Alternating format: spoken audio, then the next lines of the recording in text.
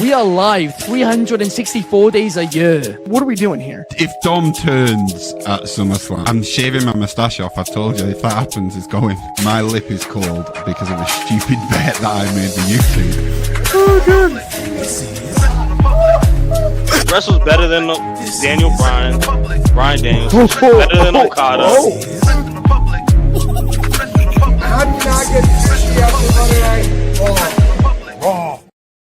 What is going on, everybody? We are back once again with another edition of Wrestling Republic's daily broadcast. It is Sunday, May the 11th, Mother's Day here in the good old US of A. Happy Mother's Day to all of the moms out there, especially my mom, because I feel like I have the best one. But it's not a contest. Happy Mother's Day, no doubt about it. I've got a really fun crew hanging with me. We're going to talk Backlash, break it all down. I know you're used to quizzes on Sundays, but that is not going to be the theme of today's show. We will be talking Backlash, and I've got two of the best reviewers in the whole world hanging out with me. So I cannot wait to get some opinions. First, though, I'm going to send it north of the border to a friend of mine, Coby Galenzoski. What is going on? What's going on? Of course, I'm here for the first time in a while. Well, I guess I did win the semifinal of the quiz, but we're waiting for the final. There will be a new date, so keep that posted. But of course, we're here. Backlash was really fun, and I think as a whole, it was a really good show. Yes, it was a B pay-per-view. Yes, there wasn't anything outright going, oh, this was something that was groundbreaking or news-making, but it was still, from start to finish, a fairly well-done show, and I can't sit here and say I didn't have a good time watching it, but I'm excited to be here and break it down. Absolutely. We'll get into that, but before we do, we also have a guy that he wasn't originally scheduled, but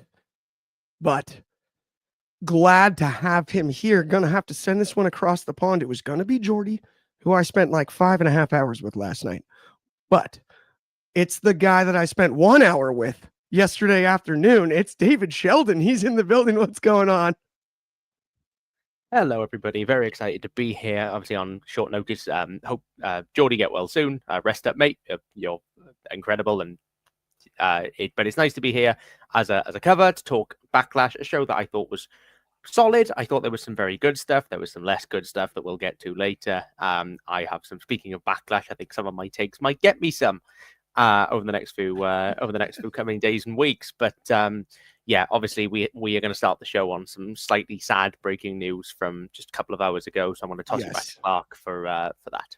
Absolutely, and yeah, let's address this out of the gates. Unfortunately, we lost Sabu today, a legend in the wrestling community. I mean, it feels like yesterday I was there live at the Palms watching him wrestle Joey Janela. It blew me away when I saw the news this morning. Absolutely tragic. The homicidal, genocidal, suicidal Sabu. Just a legend of the business. The stories are unbelievable. The history is unbelievable. All he was able to accomplish. Absolute tragedy, no doubt about it. And, just the best to his friends and family and everybody, around him. It's one of those things that's always tough to talk about on air, right? It's hard to find the words, but at the end of the day, Sabu will be remembered as a legend. There's no debating that. And let's get the show started, right? Unless would you like to add anything? Go right ahead, David. Yeah, if you'd like to add anything about Sabu, go ahead. I just like to add something quickly on Sabu. Obviously, I am a younger fan. I was born after Sabu's prime. I'd seen bits and pieces. However, obviously, I love my wrestling history. I've been back. I've seen plenty of Sabu stuff. And the thing about Sabu was that Sabu has never been the cleanest wrestler in the ring. He was never the cleanest. In fact, part of his appeal, part of the reason that people liked him so much was you never knew what mad nonsense he was going to do. And, part of the fun of Sabu was, could he get through a match without botching something big time?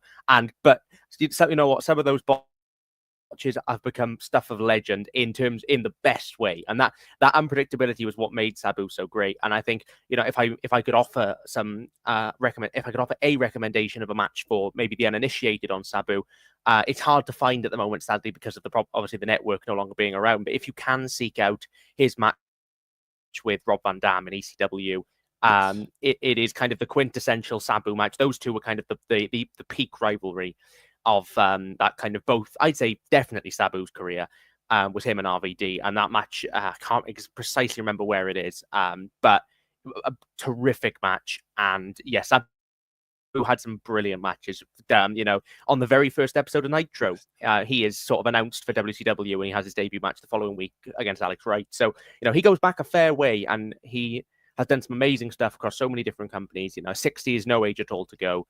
And rest in peace to Sabu, because he was a legend to the industry, and from everything we've heard from wrestlers that have come out, helped a lot of people behind the scenes as well. So massive influence, always captivating, just an incredible presence, and sending all the love and best wishes to his friends and family. No question. And I love that one. I was about to add Taz, and Fernando Zayas added it as well. I was going to say those two, RVD and Taz. I mean, Taz and Sabu, that story build is unbelievable. Yep. There's stuff with the Sandman as well. So he's just so many great matches, and across the whole wrestling world as well. Stuff in Mexico, stuff in Japan, stuff in TNA, stuff in ECW, stuff in WWE. The ECW One Night Stand 2006 match that ends early with Ray. He wrestled John Cena on Raw. The laundry list of opponents that this man has wrestled is just incredible when you look through it, right down to Janela at the beginning of this year. It's an incredible list, and he's had a phenomenal legacy in the industry. It's off the charts, and obviously, the original Sheik, the history goes so back when it comes to his family, even, right? They're wrestling royalty, the Cody Rhodes, the famous, right? Like, there's more than one royal family. Sabu's a part of one as well, right? The bloodline, the Rhodes, all of those, it's incredible to think about his career, and DCX Warlord here with RIP to the most homicidal, suicidal, genocidal Sabu. Absolutely. Bye Tito with You Guys Are the Best. I love that. RIP Sabu from Take It to the Table, all kinds of good stuff. And then, just let's get into the show though. Right. I do. Just to add, you know what? Go ahead. Sorry, Coby. I didn't even give you time to talk about something.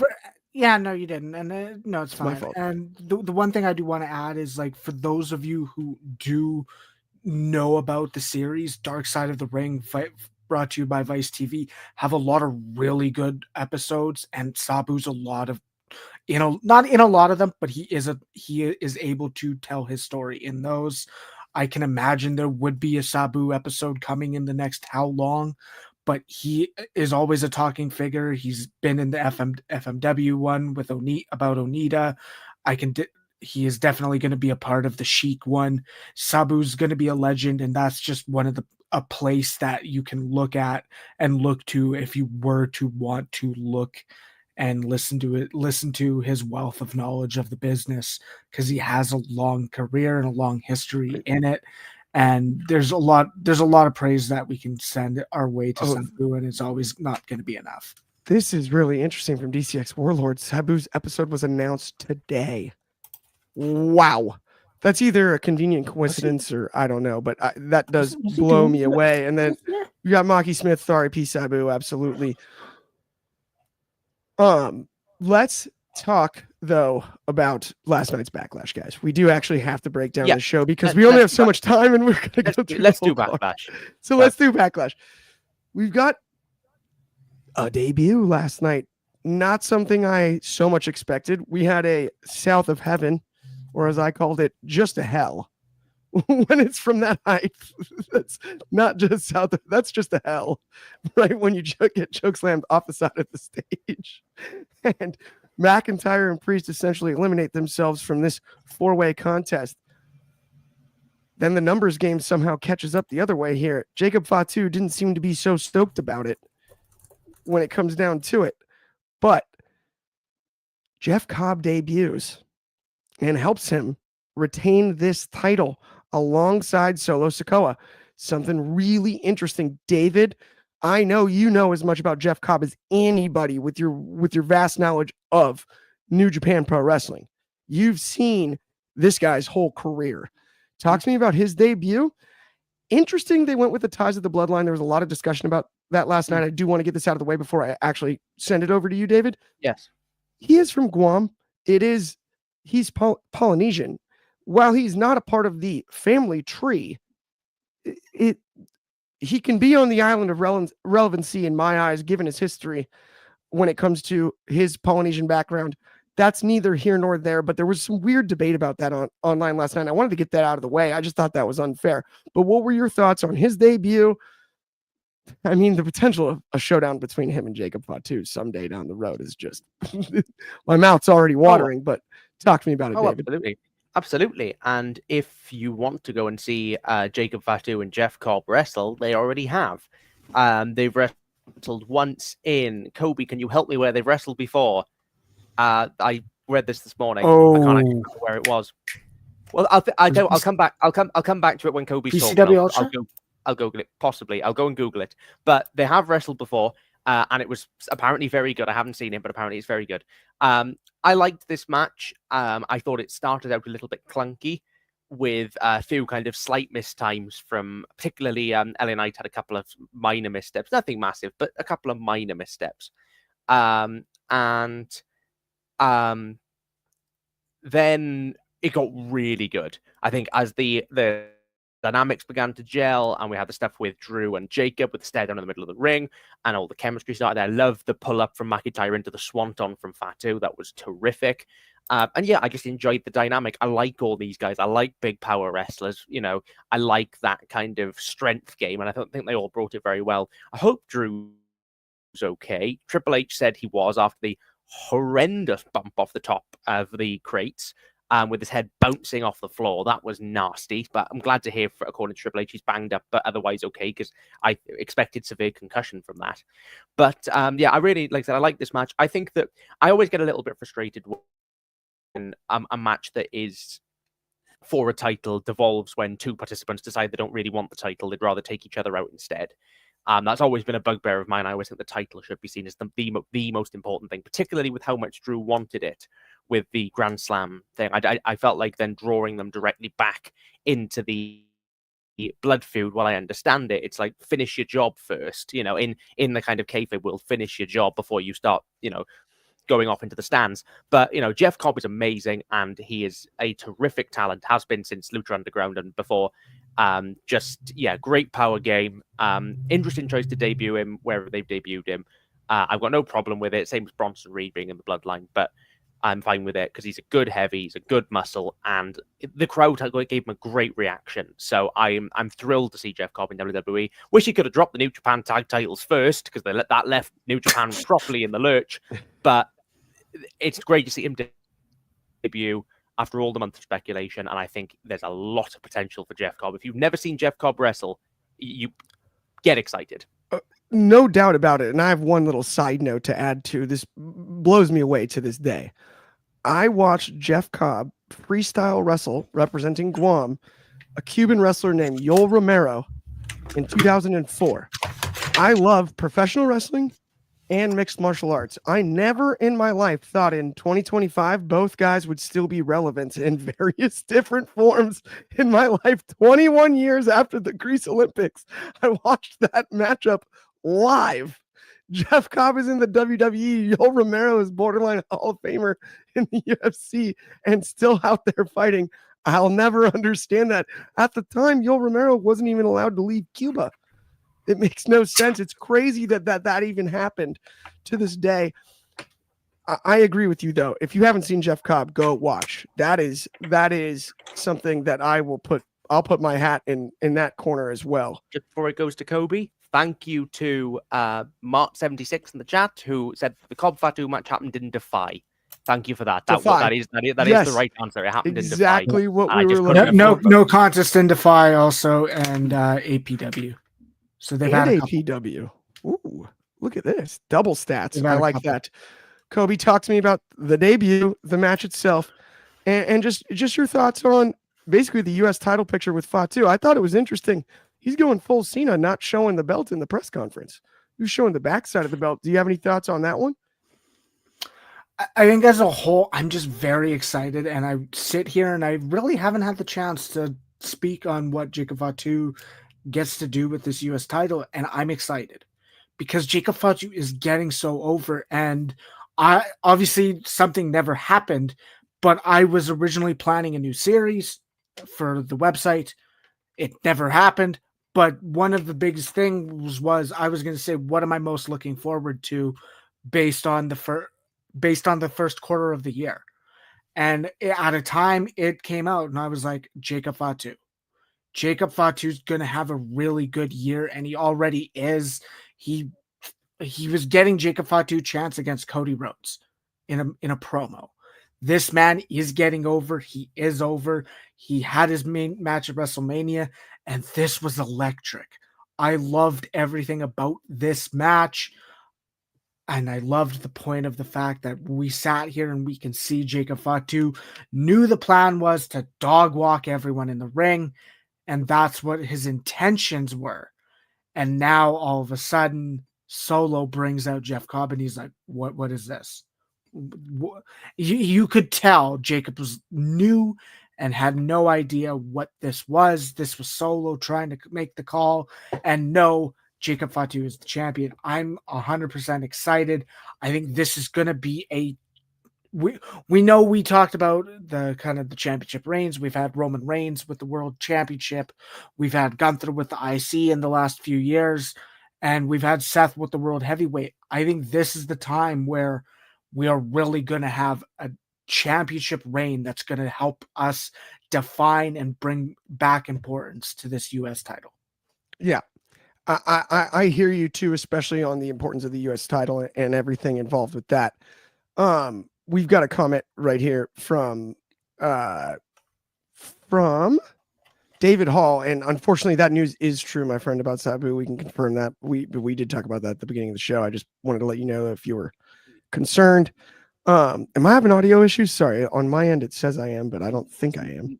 No audio issues that I can No, hear on my your end. camera got a little fuzzy. We're good. Yeah. That's Can we very briefly just bring up BJ Dixon's comment about a good Jeff Cobb match recommendation? Because I can give you one immediately, and I know Coby will probably have a couple as well. Yes. I would straight away say him and Shingo Takagi 2021. It is just it is a magnificent match. Only saw a piece of him in Lucha Underground. Yeah, obviously it was Matanza Cueto in Lucha Underground. He's also I shared something on our fan chat today as well of him and Walter, which is a great match. But yeah, going him and Ishii, him basically Jeff Cobb versus any guy in New Japan who hits hard. So Ishii, Shingo. Yeah. There's a match he has with Keith Lee and somebody else. I think it's Keith Lee and Ricochet in a 3-way at some point in PWG. Just so many matches like that. Just big meaty men slapping meat. That would be my recommendations. Any from you, Cope? Yeah. The ones that stand out to me is there's Lucha Underground. He's had one with Brian Cage when I think it was the Monster Cage in Lucha Underground. Can't fully remember, but yeah, exactly. He spent a lot of time in Lucha Underground as a masked superstar. He had a rivalry with John Morrison or Johnny. I think it was Johnny Underground in Lucha Underground. One that stands out is I don't remember which year exactly, but great time to shout it out.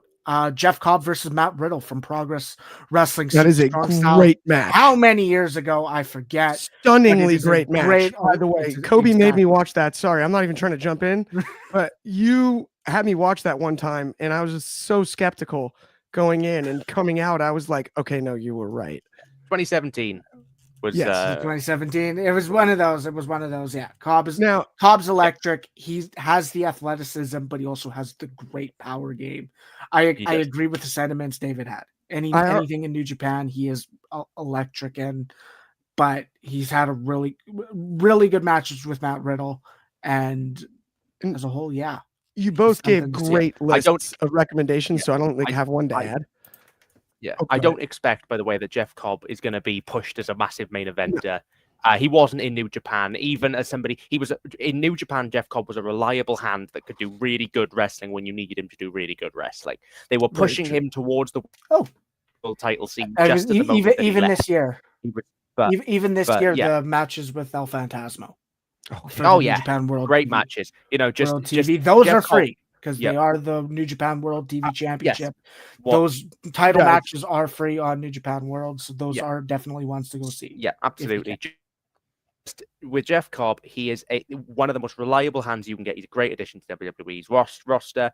I think he's a great addition to the Bloodline, and I think that putting him eventually against Jacob on main roster WWE TV is going to be fantastic. I'm really, really excited. Great to see him. Definitely. And again, you guys gave like a big, perfect list, so I don't really have any to add. But if you're a fan of shoot grappling like I am, for legitimacy in pro wrestling, Jeff Cobb hung with Yoel Romero. That is like the ultimate compliment in the Olympics. He hung with him. He didn't win, but he didn't get dominated as bad as he probably should have, given that he was one of the heaviest underdogs in the history of the sport there. And if you know anything about Yoel Romero, that guy is a bad man, Jeff Cobb. And so if you haven't seen a match, to be able to hang with a guy like that is otherworldly, no doubt about it. I've got respect for him every day of the week. Speaking of respect, though, Lyra Valkyria retains her title against Becky Lynch, and this is what I want to say about this one, because we're a little pressed for time here, but we can make it up. I'm not worried about it. But Lyra Valkyria can take one of those feathers from the wings and put it in her cap, because that's what this victory represented in every single way. It's not even funny to me how important this is to Lyra's career on the main roster. It was a necessary win, and the match, I thought, delivered.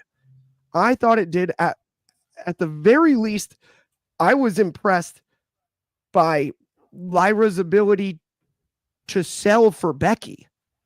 That was something that I didn't anticipate going in. David, though, what were your thoughts on it? Talk to me about it. I think this was the best match of the show. I really, really enjoyed this. I think that Lyra Valkyria, since winning the Intercontinental Championship, has had some sleeper good matches on TV. And I think what she's lacked is that real food to sink her teeth into. We had the stuff with Bayley, and she had an amazing match with Bayley on TV, which I think is even at the level of praise it got, underrated and should have been, if not on the Mania card, then around that time, because it was a fantastic match. I kind of lost interest a bit with the Mania stuff. The Lynch heel turn I felt like could have been better handled. But with that said, I think Lyra has done a fantastic job in keeping up with Becky in the weeks leading up to Backlash, and I think that this match delivered brilliantly. I actually, we'll get to the main event and my issues with the main event, but here I think the kickouts kind of worked in Lyra just refusing to die and just, taking 2-man handle slams and then, winning by roll up, just surviving the man in that first match, and Becky obviously really going for her afterwards.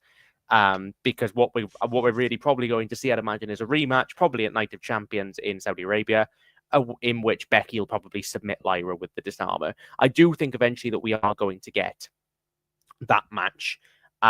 We're going to get Becky getting the IC title. I know that's what a lot of people have expected to happen on this show, and it didn't. But I do think that Becky's going to get it eventually, and she will elevate that title. But let's not take this idea of Becky elevating the title away from Lyra, who has done a fantastic job. She's worked really hard to get to this point. She's worked really hard with this title to make it feel important in the wake of, I think, some fairly meandering booking over the last couple of months. And yeah, I think that she's done a great job. I really like this match. I like the post-match angle. And yeah, for me, this is the biggest takeaway coming out of this show. Is I was very, very impressed. Same, man. I agree. I love this. Fernando, going full mafia. Lyra is a made woman now, right? Straight out of The Godfather, she's made. I do think that match was the boost she needed. And I just hope that we can capitalize on the momentum now in the future, right? That's the thing. We got to make sure that we stay on it. But I really did love it 100%. Let's keep it rolling on today's show. Speaking of 100%, let's talk about Dirty Dom and Penta, because yesterday on this very program with you, David, in attendance, you were there. I said, I think this one can steal the show. Boy, was I wrong. I thought it was good, but did not steal anything from anybody. The through the ropes DDT spot on the outside, pretty wicked. I've seen Big Mysterio, I guess Little Big Mysterio, Ray, do that spot in the past. It's a little different for the 6'1" Mysterio to pull it off. Penta was a big part of that. I thought that was the spot of the match. We also saw probably, I think, our first apron destroyer we've seen in WWE in quite some time. Apron. We've seen a lot of destroyers. I don't think we've seen it on the apron. I think Dom has still given one before. Maybe. Penta hit this I think one. Dom and Andrade. Penta hit it on Dom, though. On the apron. Yeah, but I think Dom has hit it. It's possible. I don't know. I was just either way. You're going to talk about this match. So whether Dom hit it or not, what did you think about it? I mean, this is the thing. I don't think anything outstanding about this match, but it was fine. I liked what they did, and of course, we're going to have the shenanigans. I think they set themselves up to continue telling the long-term story that they love, and as much as it is snail long-term storytelling, it is still well done, and it shows we do have an end game, and we aren't just booking month to month, that we know we have something to get to, and I think that's probably what I think Triple H's best strength is that we know he has a vision for where he wants to go, and that's what we're doing. I think Judgment Day failing the interference with Finn Balor taking too long to get the chair will come in and will be a good factor.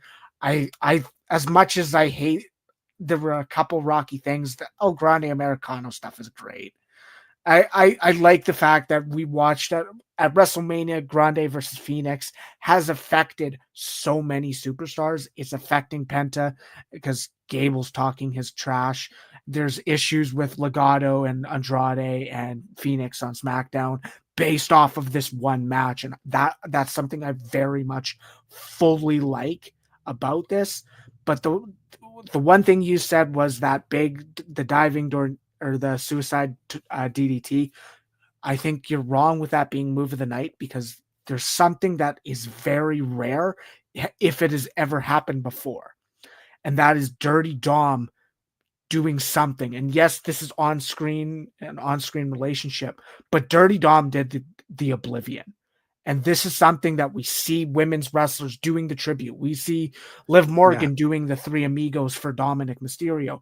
I can probably count on one hand how many times a male wrestler is doing something for a female wrestler to kind of pay that tribute. That was cool, actually. That's what stood it's out. A great call. Great spot. It looked good, and it's something that just is very special. You know, I didn't look at it that way at the time, but that is a really, really sincerely, Coby. That is a great shout there. Yeah. Because you don't see that often. Yeah, I can name you a few, but like I said, not a ton. I could, Edge has done it with Phoenix with the Glam Slam. Andrade's done the figure eight. I think Adam Cole's done some of Britt Baker's. But it's rare, right? But it is rare in counting on one hand. It, like if you look at a lot of those, they're modern as well. So it's nice to see it's becoming more of an even trend.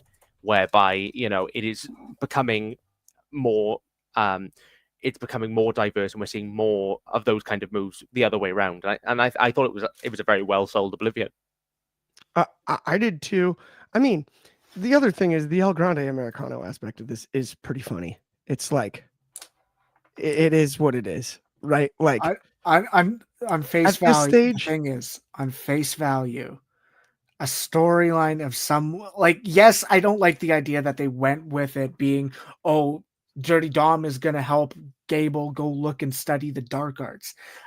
I don't necessarily think there's a connection to dark arts and disrespecting, but on face value, someone dressing like a luchador and doing everything to just disrespect the lucha libre culture, ripping Dragon Lee's mask off, doing a loaded mask, it's very frowned upon. And on face value, I really like it. And there was a couple whiffs with the Gulf of America and AI generated videos, but overall, I've enjoyed what they've done with it. I just don't know what the end goal is, other than Penta beating him or someone else. I just don't know. 100%. Fun way. I hear you there, but let's talk about something else really quickly. Let's talk about, wrong one. Let's talk about the Etsy app. You need to head over to the App Store, download the Etsy app. You can even have an Android or whatever. What are the other ones? Samsung? You can have one of those. Go to the Google Play Store. You can still download it. It's absolutely free. Head over to the upcoming streams section. We're on every Saturday morning. You can jump on. You can argue with me, Cam takes. You can argue with you can argue with We the Ones, all kinds of great creators, maybe even Ben Allison. He makes an appearance every now and again, but that guy's hard to nail down. He's really hard working. Either way, go download it. It's absolutely free. It is going to be the future of streaming. And you can be up first. It's easy because someday it's probably going to cost money. I don't know. That's just a projection. We'll talk about that later. Either way, let's talk about Pat McAfee really quickly, because Pat McAfee is a guy that's been a little bit controversial, right? And he's kind of gotten lumped in with Logan Paul. He's gotten lumped in with Bad Bunny, but I feel like that's more of a compliment. Really not many comparisons to Johnny Knoxville, which is kind of shocking to me, but that's neither here nor there. Pat proved something last night, because this is not the match I expected. I was confident this was to get Pat off TV to do the college football road trip, and that he would be destroyed. Was he destroyed? Oh, heck yes. He took all those chops. All those chops. He took all of that. At the end of the day, Gunther made it appear that he had earned his respect. If he didn't earn Gunther's last night, I'll tell you what, Pat re-earned mine in the ring, because he put his heart and soul into that. I don't care if he tripped over the top rope the one time. He took the absolute best from the absolute best and hung in there and looked like he belonged. And that is not easy to do. So I got to give credit where it's due. David, I'm imagining you might have a bit of a different perspective, but if you don't, I would be delighted by that. Talk to me about this one. I'm sorry, there's a video clip online of him jumping over the top rope, slipping with a cartoon slip sound effect. I've watched it. I've watched it many times over the last 24 hours since Backlash. No, in all seriousness, this match was fine enough for the audience it was trying to attract. That audience is not really me. You know, to me, I like celebrity wrestling. I love Sami Zayn and Johnny Knoxville. That to me is the peak celebrity match. You will never have a better celebrity match than Zayn and Knoxville at Mania. Mania 38. I think Pat's done well. I liked his stuff with Adam Cole when he first came to NXT, and I've kind of got, I think, Law of Diminishing Returns. I've not particularly been that interested. I think this was one of Pat's better performances in the ring. I thought he sold very well for Gunther. I thought he moved very well. I liked kind of the flips out to the Germans. That was kind of fun. To me, once Gunther sort of really got in control, I felt like the match got a bit plodding and a bit dull. But that's mainly because it was a story. It was a bit of soap opera. It was a lot of kind of McAfee trying to survive this kind of long, protracted drubbing, with obviously Michael coming out, which Michael Cole got a huge pop. Though I must push back. I simply must, against Michael Cole standing there and saying, this is the first time in my career I'm going to be unbiased. First of all, Exhibit A, Dominic Mysterio. Exhibit B, Bloodline. Exhibit C, heel Michael Cole from like 2010 to 2012, where he goes onto NXT and trashes the whole show. Then he becomes the Miz's lapdog for a year. No, I will not have it that is the first time he's been unbiased in his career. That is lying to your audience. Although, to be fair, that means we then are ignoring the Michael Cole heel character from 2011, which is probably for the best, actually. Actually, no, maybe I do love it. Anyway, I think that it was a fine match. It was a well-told story. I wish that they'd have knocked that McAfee hadn't immediately got back up, and I also don't really get the respect spot. It's like you didn't give respect to any of the other guys that you've beaten, but you give respect to the commentator Pat McAfee. That's the guy you give your respect to. I don't understand, but I think it was a solid enough sort of showcase for Gunther for what it needed to be. It just, to me, the way that I like my sort of sports entertainment and silliness, this was a bit slow and a bit dull and a bit long-winded, but Pat did do well. I agree, and especially with it was a bit slow. It took a while to build. By the end, I got invested. I love what you mentioned about Cole. Sorry. I loved what you mentioned about Cole, though, because we've seen him be biased before. But what I liked about this was you could hear the emotion in a way that other times where the bias was coming out, it felt a bit, I don't want to say forced. I don't think Michael Cole's bad at playing a role when he needs to, right? I mean, even back as far as like the mystery GM, and everyone thought it was Michael Cole. He was just announcing stuff, right? Like he can do stuff. Woof.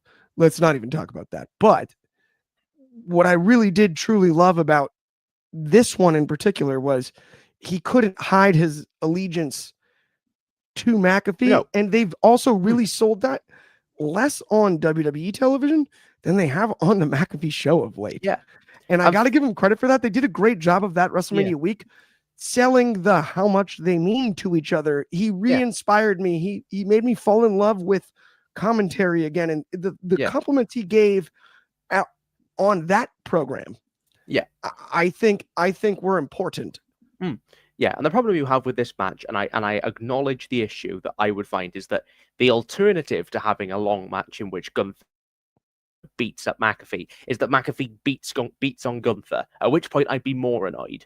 So actually, for what they gave us, I actually think, you know, they did a solid job, and I think McAfee acted it well. I think Michael Cole acted it well, not to my tastes, but well executed from the participants in the ring.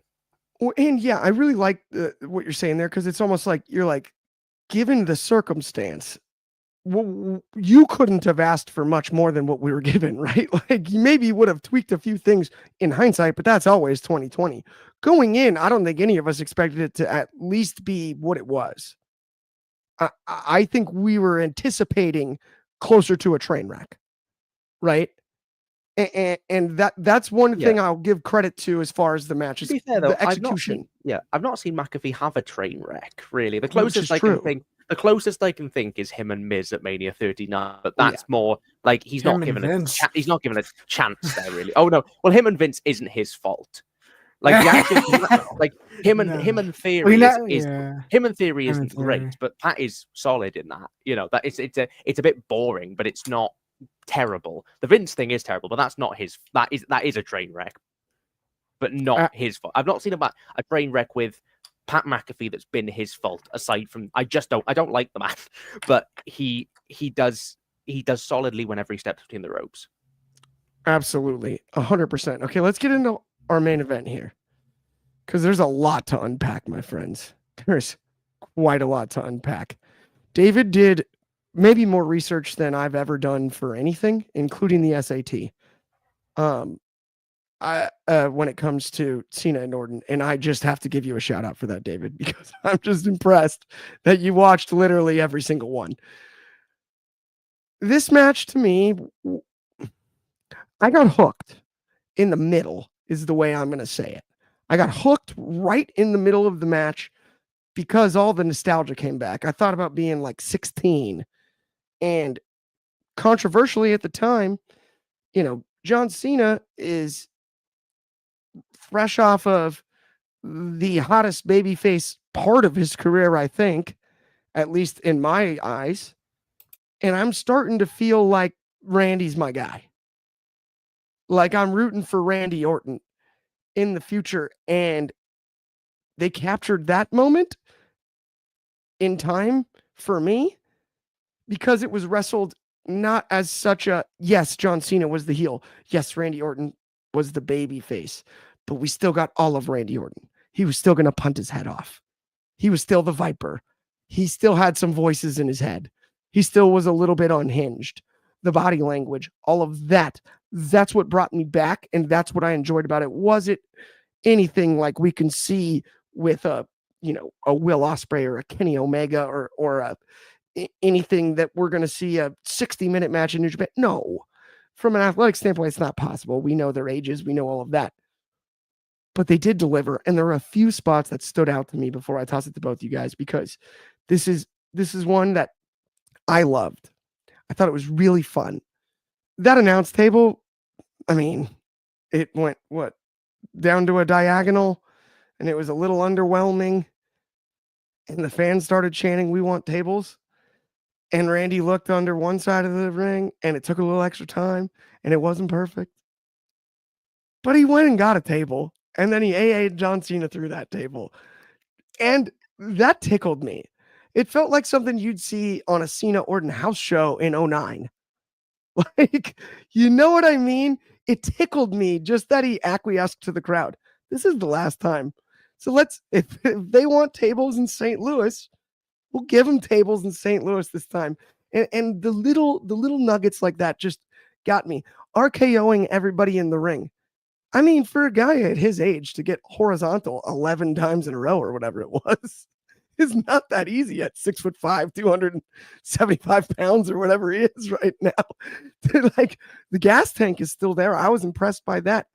Yes, I get it was it's a spot that's a little bit out there. You got to suspend some disbelief. But by that time, I was already hooked.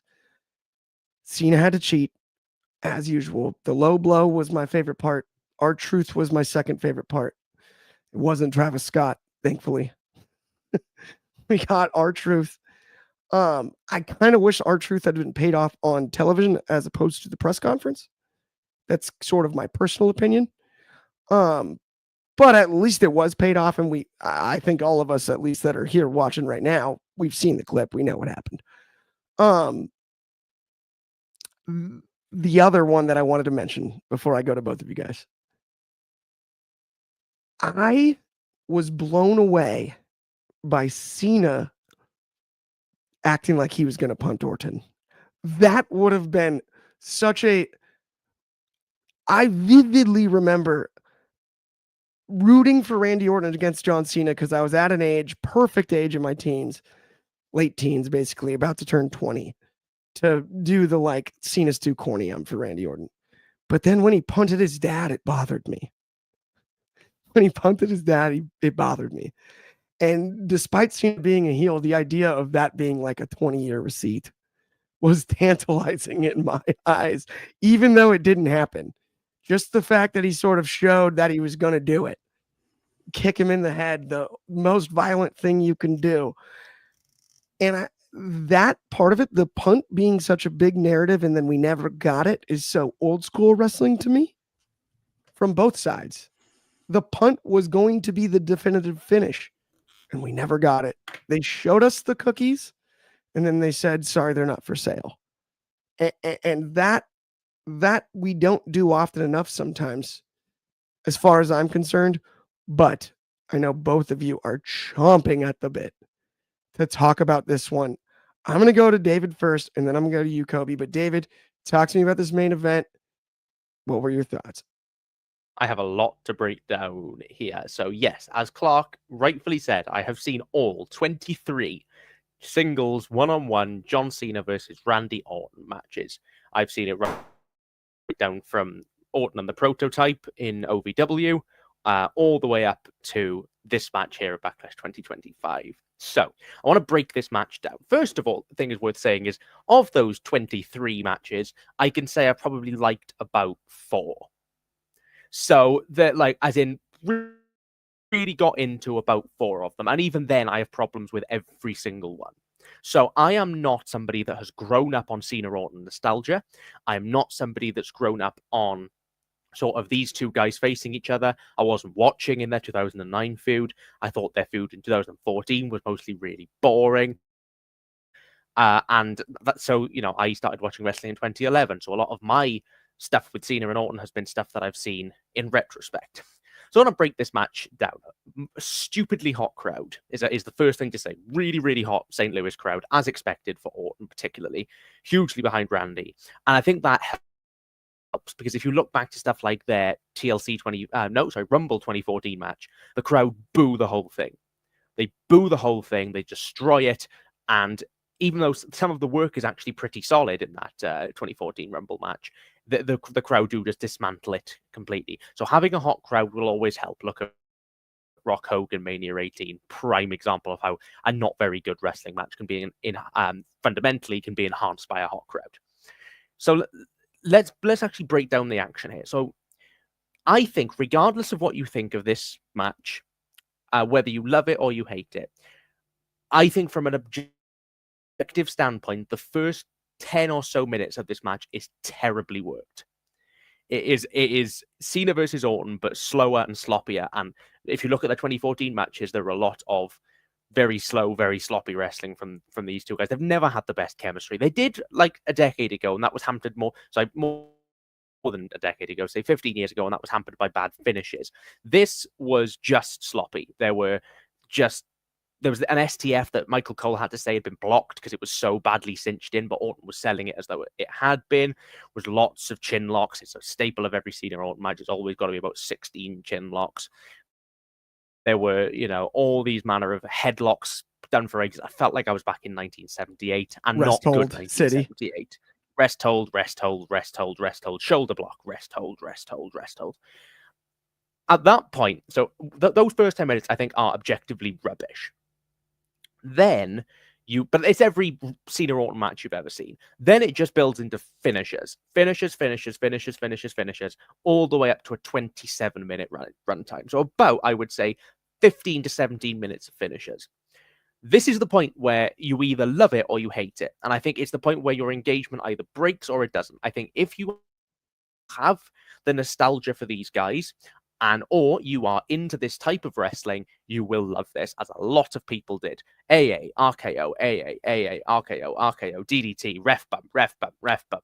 It is car crash booking. It is Jeff Jarrett. It is sort of, those TNA matches, or WCW matches. Yes. It is Memphis wrestling. It is that car crash attitude era, or late WCW, just throw everything at the wall and in hopes that something will stick. And you know what? For this crowd, everything stuck. All of the AA stuck, all of the RKO stuck, all of the movement stuck. They were raptured. I was not. I was very, very bored during this. And when the match finished, when Cena finally picked up the win with the belt shot and the low blow, and I went online and I watched the stream and I read our chats, and everybody was saying, great match, great match, great match. I felt like I'd lost the plot. I genuinely felt like I had gone insane and I was in some multiverse somewhere. But the thing is that whether or not I like it, and I don't, to be very clear, I don't. This worked for a lot of people, and I respect that to a level. I respect that an age in which Cena is 48 and very limited. Watch the Cody match where they tried to go really slow and failed. Orton's 45 and not spring chicken anymore. This is how people pop the crowd. They just hit big move, big move, big move, big move, and basically just got the crowd that way. You know what? Fair play to them. It worked. Did not work for me. I thought it was really boring, badly worked, and pretty pants. To your point, I respect the people that do find this entertaining. Just not me. To your point, I will say this, David, because I've watched a lot of wrestling with you over the last few years, right? I don't know if watching the first 22 this week helped for entertainment value. No, because you know what I mean? It's a little bit like watching all the Star Wars in a row. It's hard to like the last one when you just watch the first seven. Right? And I agree with that in the sense of, when they're going through their spots and they're doing callbacks, they're doing the AA into the RKO into the AA. The AA into the RKO. Yes. I've seen that 3 times in a week. So to me, that's not impressive. I watched them do it at Bragging Rights 09. I watched them do it through a table in 2011. That was 2010. That was when the Nexus attacked. That was on a Raw match in 2010.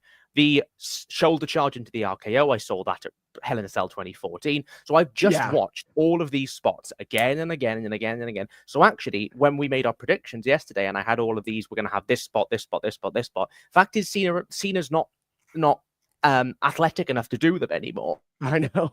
So we couldn't do most of them. So what we got instead was those first few minutes. Sorry, I'll go into it. The first few minutes into just AA. With that said, though, 10 RKOs and 6 attitude adjustments does take the mick. And I think objectively in any event, that does start to take the mick. But for what it was, I understand why people like it. I just thought it was totally rubbish. Okay, this cracked me up.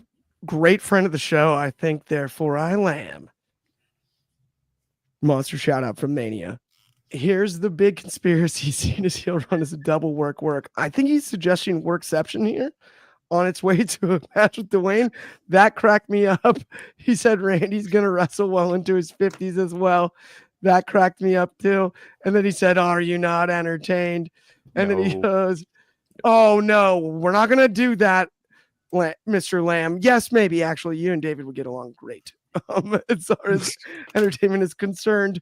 Actually, you know what? To be honest, that is an introduction that needs to be made, David, I assure you. Mr. Lamb and you guys will be fast friends when it comes to that. But Coby, you rated the match last night, and it was contra-freaking-versial, man. I'm out here on the... Yeah, exactly. It is all in good fun, my friend. No doubt about it. But Coby, you rated the match last night, and it was controversial. I had Mr. Allison, the big boss man, the head honcho, the Don of Wrestling Republic, on with me on that watch along. We were talking atmosphere and innovation and atmosphere and innovation and atmosphere, all kinds of different categories. At one point, he brought up like a chart. He's making me read. It took way more time than I expected it to take. But you rated this match, I don't know, go look it up on the website. Don't say it. But when it came to the innovation part, that's where the controversy lied, especially post-show. What are your thoughts now, one day removed, in the morning? And then also break down the match a little for us. I mean, why not? I mean, there's been a lot already said, and that's the tough part about going last. And the thing is, I stand out and I look at what the match was, and I'm not going to sit here and go, "Oh yeah, did you see that Randy Orton and John Cena match? They were really innovative." No, I was never going to say that, and I'm not going to sit there and say they didn't have cooler reversals, because they did. The cutter from the RKO looked fun. It was good. It's something that you're not seeing in every single match.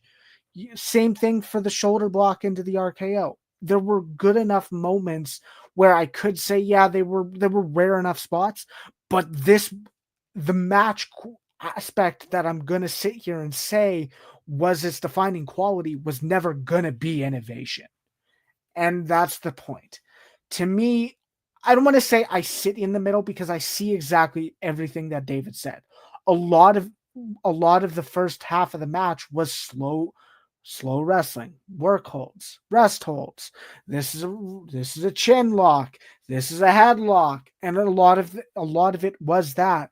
I don't know who didn't expect that. To me, the biggest thing is this was, like you said, this was a 27-minute match. And this was far more entertaining than Cody Rhodes and John Cena. Keep in mind, we had a Vegas crowd that was firmly behind a heel John Cena, and John Cena's trying to wrestle like a heel then. This, I think he did less in terms of working as a heel. They just worked with what they could do. And I think, to be fair, I don't think capability should affect anything else. What I saw in the match was the crowd on the edge of their seats. And the throughout the entire build to WrestleMania, I saw Gunther versus Jey Uso from Saturday night's main event, and they had the crowd in the palm of their hands. And that's exactly what John Cena and Randy Orton did. That's exactly what they had. Every kick out was felt by everyone in that arena.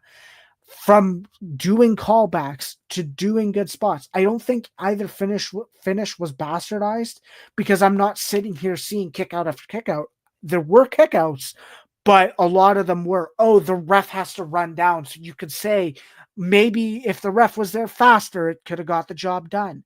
There weren't any kickouts that felt like it was too much.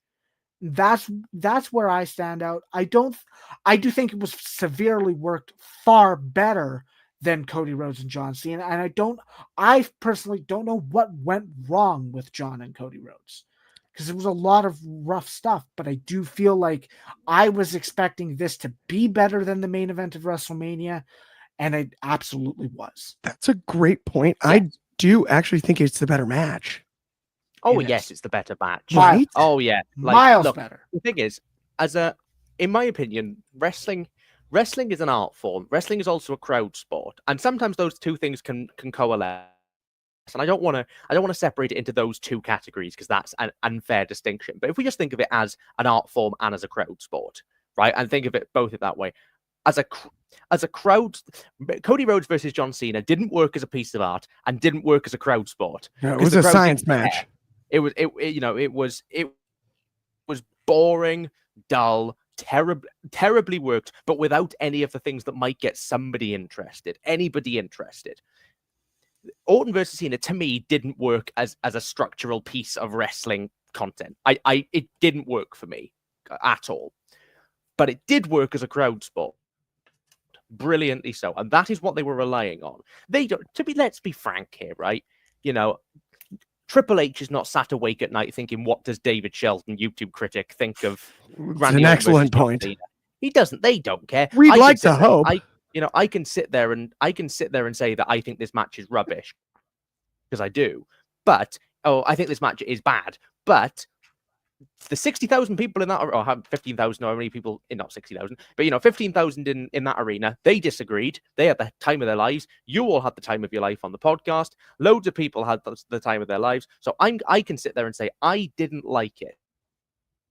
But as an exercising crowd sport, which for two wrestlers who I've never particularly enjoyed, that is the best think we were going to get from them. And you know what? Would I have had it be 27 minutes? No. Would I have had so many would I have had so many finishes? No. But you know what? It could have been far worse. We could have had 27 minutes of headlocks, and they didn't give us that. So fair play. The way that you're also explaining that, David, it's like one of those situations where it's like your friends hype up a movie you haven't seen yet, right?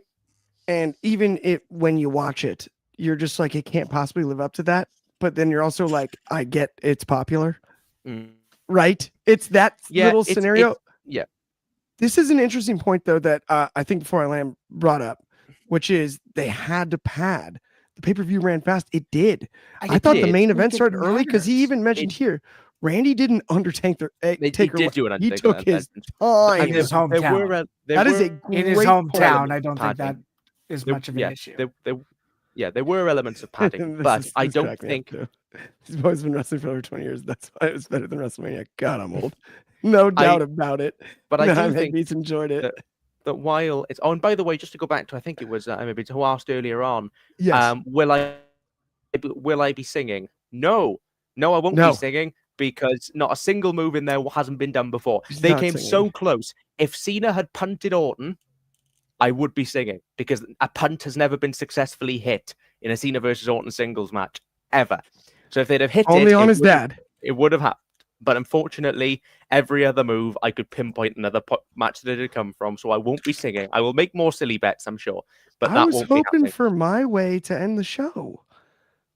No, My Way's too good. No, when we do it, I'll do like Billy Gunn or something. I'll do something that's just outright awful. Man. That's Dolph Ziggler. Why do you do that? That's Dolph Ziggler. It's the wrong wrestler. No, there's got to be some worse. Maybe the American Males theme song or something. I don't know. But one day we will get that. Today is not that day because Cena and Orton. No, they did exactly what I thought they were going to do. It's not a singing day. Yeah, also I do very very quickly. I do think that personally, we're going from Cena Orton into Cena R-Truth. I think somebody in WWE production has looked at it and gone, what matches can we run that will annoy David the most? What element of nostalgia? It's Ron the Truth Killings, though. We're going to get the real Ron. That's why I call him Ron. We're going to get the real Ron Truth Killings. Then we'll probably get someone really likes 2010 to 2011 WWE nostalgia, which is not my jam. But fair play to the people for whom it is, because it ain't mine. I saw that Capital Punishment match. I don't need to see it again. I can't lie to you guys. I'm up against the clock here. I'm going to get in trouble with Ben if we keep going on time. Even if I do, sorry, Ben, it's my fault. Neither here nor there. Thank you so much for everybody that tuned in. If you haven't liked and subscribed, please do. The best part about this is we'll be back the same time and the same place tomorrow. That's noon Pacific, 3 o'clock in the East, 8 o'clock in the UK, and of course 9 a.m. for my friends in Hawaii. On behalf of me, Clark Taylor, Coby, and David, Thank you so much for tuning in and have a great day. And I make beats. Send that to Ben. DM. Send it to Ben. Thank you so much. We will talk to you soon.